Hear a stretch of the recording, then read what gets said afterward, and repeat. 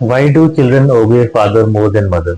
बच्चे ज्यादातर हमने देखा है मदर्स की कंप्लेन आती है कि हमारे बच्चे फादर की ज्यादा सुनते हैं, उनको ज्यादा ओबे करते हैं और मदर्स को भी इग्नोर करते हैं। तो ऐसा क्यों होता है? क्यों बच्चे फादर की ज्यादा बात मानते हैं? कुछ एक पॉइंट्स हैं जो मैं इस वीडियो में डिस्कस करने जा रहा हूँ, जरा ध्यान से सुनिएगा। सबसे पहला पॉइंट आता है शो योर लव। हमेशा बच्चे को हम प्यार तो हम सभी लोग करते हैं, परंतु ये बात बच्चे को पता होनी चाहिए।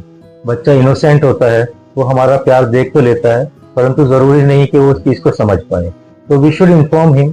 उसको बताना होता है कि भाई देखो, हम तुमसे इतना प्यार करते हैं, हम तुम्हारे लिए केयर करते हैं, हम तुम्हारे लिए सब कुछ कर रहे हैं। तो वो बच्चा धीरे धीरे वो भी हमें प्यार करने लगेगा और बड़े होकर वो सारी बातें याद रखेंगे। दूसरी चीज है शो योर सेक्रीफाइस। हम अपने बच्चों के लिए बहुत सारे सेक्रीफाइस करते हैं। हम अपना कोई कपड़े खरीदने हैं, पहले बच्चों के खरीदेंगे, सारी चीजों में बच्चों को प्रायोरिटी देते हैं। तो ये सब बातें बच्चे इनोसेंट होते हैं, उनको नहीं पता चल पाती। तो हमें उनको बताना होता है कि भाई देखो, हमने तुम्हारे लिए ये किया। ऐसा नहीं कि बार बार हम उनको बोलते रहें और वो हमारे एहसान तले दबने लगे।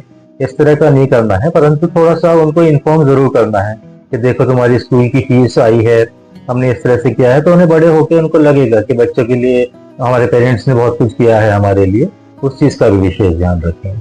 Set A goal in their life. उनके इनिशियल स्टार्टिंग पीरियड से ही उनके दिमाग में एक गोल बना दें कि देखो, तुम्हें लाइफ में बड़े होकर के मान लीजिए डॉक्टर बनना है ना, या डीएम बनना है, या कुछ भी चीज, जो भी जिस भी चीज में उनका इंटरेस्ट हो, उनको शुरू से ही इस चीज का क्लियर होना चाहिए माइंड में कि हमें अब आगे जा करके ये चीज करनी है।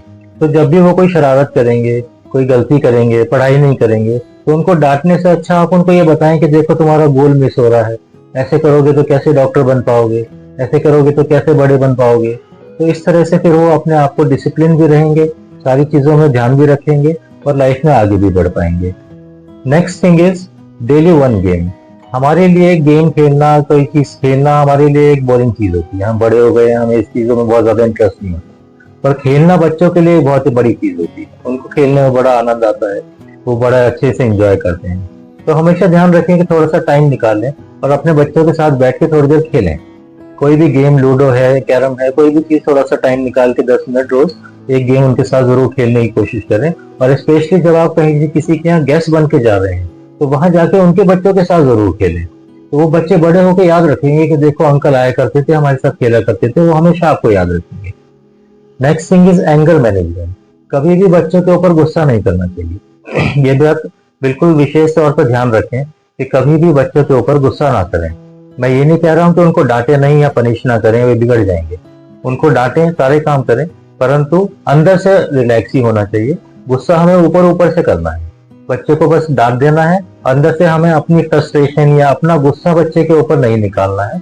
इस चीज का विशेष ध्यान रखें कि हम अंदर से उसको शांति रहें और बच्चे को ऊपर ऊपर से डांट के खत्म करें। Anger should be followed by counselling. हमारे जमाने की बात अलग थी, माँ बाप डांट देते थे, मार भी देते थे, हमें कुछ फर्क नहीं पड़ता था। आजकल के बच्चों का ना एटीट्यूड अलग ही चलता है। आजकल कभी भी आप बच्चे को डांटते हैं, कुछ कहते हैं, तो उसके बाद उसको बैठ के काउंसलिंग जरूर करें कि देखो भाई, तुम्हारी भलाई के लिए डांटा है, तुमने गलती करी थी, ऐसे करने से ये प्रॉब्लम हो जाएगी आगे जा करके। इस तरह से बिठा के उनको काउंसलिंग करें, उनको समझाएं कि डांटना जरूरी था, इसलिए डांटा गया है। Habit of wait and share, ये चीज बहुत इंपॉर्टेंट है। आजकल मैंने देखा है, कई बार होता है बच्चा कुछ कहता है, पापा मुझे ये लेना है, हम तुरंत दिला देते हैं। ऐसा नहीं होना चाहिए। हमें उन्हें वेट कराने की आदत डलवानी चाहिए स्टार्टिंग से ही। लाइफ का ये उसूल होता है कि जब भी हमें कोई चीज चाहिए होती है, हमें उसके लिए स्ट्रगल करना होता है, मेहनत करनी होती है, प्रॉब्लम सॉल्व करनी होती है, तब हमें वो कोई चीज मिलती है। और ये चीज बच्चों के साथ स्टार्टिंग से ही क्लियर होनी चाहिए कि ये आदत उनको शुरू से ही होनी चाहिए। कभी भी उनको कोई चीज की डिमांड आती है, कोई बच्चा कहता है मुझे साइकिल दिला दो, तो बोलो अच्छा, तुम्हारे मैथ्स में अच्छे नंबर आएंगे तब दिलाएंगे। जब वो अच्छा स्कोर करे तब उसे साइकिल दिला दो। और जब भी चीज दिलाओ, उसको ये जरूर बोलो कि ये शेयर करनी है अपने भाई के साथ। इस कंडीशन पे ही कोई चीज दिलाई जाए। तो शेयरिंग की आदत भी स्टार्टिंग से ही उनको, बच्चों को पड़ती चली जाएगी। B engage with them. बच्चों को मैंने देखा है, काफी लोग बच्चे एक तरफ बैठे रहते हैं, अपना मोबाइल से गेम खेलते रहते हैं या कुछ करते रहते हैं, और माँ बाप अपने काम में बिजी रहते हैं। तो ऐसा ना करें। थोड़ा सा कोशिश रखें कि बच्चे भी हमारे साथ बैठे हैं और उनको भी हम अपने काम में इन्वॉल्व रखें। फॉर एग्जाम्पल, आप न्यूज सुन रहे हैं, तो थोड़ा सा बच्चे को भी बोलते रहे कि देखो भाई, ये क्या चीज आ रही है, ये क्या बता रहा है, उसको थोड़ा एक्सप्लेन करें, उसको समझ नहीं आ रहा होगा न्यूज का, या मम्मी किचन में सब्जी काट रही है तो बच्चे साथ में बिठा के खेलता रहे, कुछ कुछ करता रहे। इस तरह से try to keep them engage with you.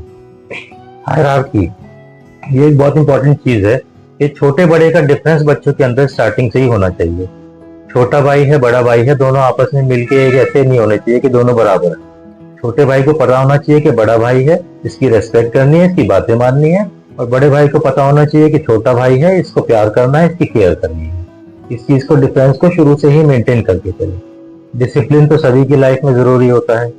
Discipline बच्चों को भी स्टार्टिंग से ही रखें। टाइम से उठना, टाइम से खाना, पढ़ाई करना, हर चीज का एक टाइम टेबल फिक्स होना चाहिए जो कि उन्हें फॉलो करना चाहिए।